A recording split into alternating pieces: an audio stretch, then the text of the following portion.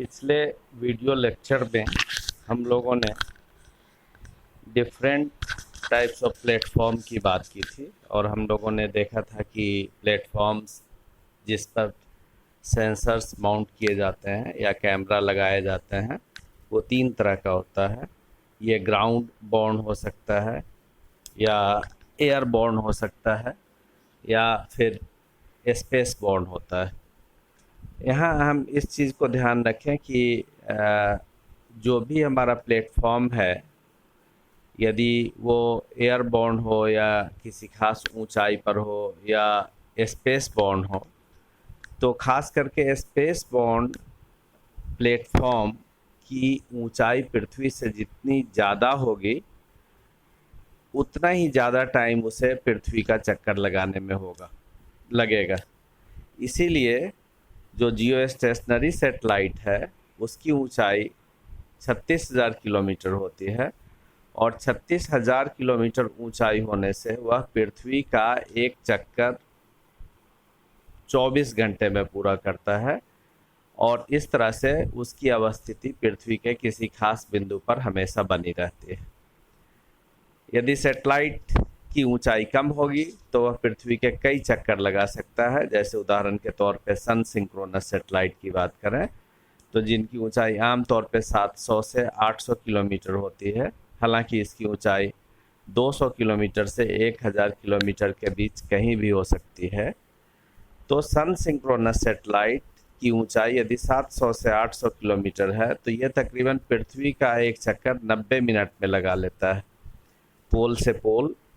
90 minute इसे लगता है और इस तरह से यह पृथ्वी के कई चक्कर लगाता है। तो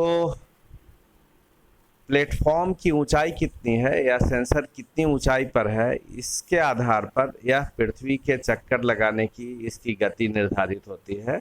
अब हम यहाँ जियो स्टेशनरी सेटेलाइट और सन सिंक्रोनस सेटेलाइट की बात करने जा रहे हैं। जियो स्टेशनरी सेटेलाइट और सन सिंक्रोनस सेटेलाइट में जो सेटेलाइट का चक्कर लगाना है पृथ्वी के चारों तरफ उसमें अंतर होता है। जियो स्टेशनरी सेटेलाइट की ऊंचाई तकरीबन 36,000 किलोमीटर पर होती है जबकि सन सिंक्रोनस सेटेलाइट की ऊंचाई 700 से 800 किलोमीटर तक होती है। इसका ऑर्बिटल इंक्लिनेशन 0 डिग्री होता है जबकि सन सिंक्रोनस सेटेलाइट का ऑर्बिटल इंक्लिनेशन 98.7 डिग्री होता है। ये इंक्लिनेशन एग्जैक्टली यही होना आवश्यक नहीं है, इंक्लिनेशन में अंतर हो सकता है और ये अंतर इसीलिए जो पोलर सेटेलाइट है जिसको आप सन सिंक्रोनस सेटेलाइट कह रहे हैं, यह पोलर के लिए जो परफेक्ट वर्ड है वो है नियर पोलर ऑर्बिट। चूँकि वह एग्जैक्टली 90 डिग्री से 90 डिग्री यानी पोल से पोल के चारों तरफ चक्कर नहीं लगाता है बल्कि यह पोल के पास से चक्कर लगाता है। तो तकरीबन ये पोल से 10 डिग्री की दूरी पर हो सकता है या 15 डिग्री पे की दूरी पर हो सकता है और इस तरह से यह पोल से पोल की तरफ लगाएगा और इसलिए इसे नियर पोलर ऑर्बिट कहते हैं। तीसरी बात है इसमें कि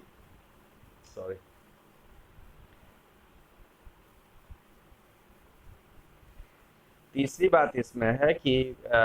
जो जियो स्टेशनरी सेटेलाइट है 36,000 किलोमीटर की ऊंचाई होने के कारण इसमें तकरीबन 24 घंटे लगते हैं जबकि सन सिंक्रोनस सेटेलाइट की ऊंचाई यदि 700 से 800 किलोमीटर है तो तकरीबन 90 मिनट इसे एक चक्कर लगाने में लगते हैं। जियो स्टेशनरी सेटेलाइट से ग्लोबल कवरेज हमें मिलता है और जियो स्टेशनरी सेटेलाइट जो है वो हमारी पृथ्वी के ऑलमोस्ट एक पार्ट को या आप कह सकते हैं एक हेमिस्फीयर का पूरा इमेज हमें देता रहता है या कवरेज होता है। जबकि हम सन सिंक्रोनस या नियर पोल ऑर्बिट वाले सेटेलाइट को देखें तो यह जिस जगह से या जिस ट्रैक से होके गुजरता है ठीक उसके नीचे के लिमिटेड स्पेस के विषय में हमें जानकारी देता है। जियो stationery satellite basically repetitive observation यदि हमें चाहिए किसी भी जगह का, बार बार हमें उस जगह की जानकारी चाहिए, उसके लिए अच्छा होता है। स्पेशल डिटेल यदि चाहिए, किसी एरिया का, अलग अलग एरिया का डिटेल चाहिए, तो वहाँ पर हमें जियो स्टेशनरी सेटेलाइट से बेहतर जानकारी नहीं मिल पाती है। जबकि सन सिंक्रोनस जो सेटेलाइट है, ये तकरीबन इसका जो ऑर्बिट होता है वो सेटेलाइट ऑर्बिट जो होता है वो फिक्स होता है स्पेस में, नॉर्थ साउथ में, और इसलिए उसके ठीक नीचे पृथ्वी अपना चक्कर लगाती रहती है वेस्ट से ईस्ट, और सेटेलाइट चक्कर लगाता है नॉर्थ से साउथ, और इस तरह से पूरी पृथ्वी कुछ दिन के अंतराल पर उसके नीचे से होकर के घूमती हुई गुजरती है, और एक खास समय के बाद वो एरिया पुनः वापस उस सेटेलाइट के व्यू में आएगा। इसमें जियो स्टेशनरी जो सेटेलाइट है उसमें हायर लैटिट्यूड पे डिस्टॉर्शन बहुत ज़्यादा होता है, और इसका कारण ये होता है कि ये इसका इक्वेटोरियल जो इसका ऑर्बिट जो है इक्वेटोरियल होता है, यानी कि इसका इंक्लिनेशन या इसका झुकाव जो है, कोण का झुकाव जो है वो इक्वेटर से 0 डिग्री पर होता है, यानी यह किसी खास लैटिट्यूड के चारों तरफ ये चक्कर लगाता है। और इस तरह से जैसे जैसे यह इक्वेटर से दूर होता जाएगा तो पोलर एरिया में इसका डिस्टॉर्शन, लैटिट्यूड का डिस्टॉर्शन जो है वो ज़्यादा होगा। जियो स्टेशनरी सेटेलाइट वेस्ट से ईस्ट सेटेलाइट ऑर्बिटिंग अर्थ है, और ये आम तौर पर कम्युनिकेशन के लिए या मेट्रोलॉजिकल एप्लीकेशंस के लिए इसका इस्तेमाल होता है, जैसे मेट्रोसेट है, इनसेट है या गोज है। इन सारे सेटेलाइट, ये जो सारे सेटेलाइट हैं वो जियो स्टेशनरी सेटेलाइट हैं, और हमें क्लाइमेट के विषय में या हमें डेली वेदर के विषय में ये हमें सटीक जानकारी देते हैं। अब हम बात करने जा रहे हैं सन सिंक्रोनस सेटेलाइट की। सन सिंक्रोनस सेटेलाइट जो है उसका ऑर्बिटल प्लेन जो होता है, सेटेलाइट ऑर्बिटल प्लेन, वो पोल के आसपास होता है, और पोल के आसपास होने के कारण उसे नियर पोल सेटेलाइट कहते हैं। और ये इसमें जो इम्पोर्टेंट सेटेलाइट्स हैं वो है लैंडसैट, स्पॉट, नोवा या IRS, Indian remote sensing satellite जिसे कहते हैं, जिससे जैसे मिनरल के विषय में या किसी क्रॉप के विषय में या जो चीज़ें हमारे पृथ्वी पर अवस्थित है उसके विषय में बेहतर जानकारी के लिए हम लोग सन सिंक्रोनस सेटेलाइट का इस्तेमाल करते हैं। अब हम देख रहे हैं कि ये जो सेटेलाइट का ऑर्बिट देख रहे हैं, इसमें आपको पृथ्वी पर ये ट्रैक दिख रहा है, और इस ट्रैक पर जैसे जैसे हम इसको देखेंगे तो इस ट्रैक पे पृथ्वी वेस्ट से ईस्ट की तरफ घूम रही है और सेटेलाइट नॉर्थ से साउथ की तरफ घूम रहा है, और इस आधार पे ये जो ग्रीन लाइन्स आप देख रहे हैं उस ग्रीन लाइन से होते हुए वो पृथ्वी का चक्कर लगा रही है, और उस ट्रैक के विषय में हमें सारी जानकारी प्राप्त हो रही है। तो सेटेलाइट्स ऑर्बिट जो इसमें आप देख रहे हैं नॉर्थ से साउथ है,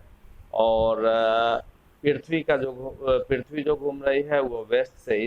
ईस्ट की तरफ है, और इस दोनों के कॉम्बिनेशन से पूरे पृथ्वी की जानकारी हमें मिलती है। एक चक्कर यदि सेटेलाइट हमारा लगाया तो वो एक खास ट्रैक का देगा, तब तक पृथ्वी घूम के थोड़ी और आगे बढ़ेगी, और आगे बढ़ने पर हमें उसके विषय में और जानकारी मिलेगी।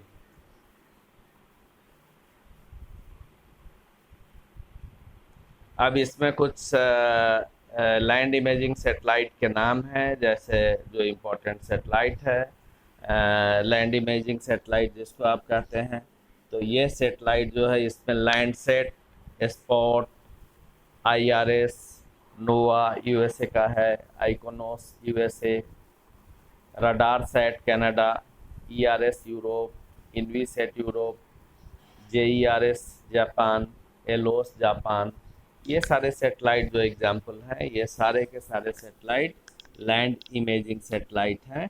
और ये हमें रिसोर्सेज के विषय में बहुत सटीक जानकारी देते हैं। तो आज के वीडियो लेक्चर में हम इतना ही डिस्कस करेंगे। अगला जो लेक्चर है उस लेक्चर में हम लोग सेंसर्स के विषय में डिस्कस करेंगे, और सामान्य भाषा में सेंसर को कैमरा आप कह सकते हैं, और ये सेंसर कई तकनीक पे काम करता है, और उसके आधार पे अलग अलग प्रकार के सेंसर्स अलग अलग तरह की जानकारी हमें प्रदान करते हैं। Thank you.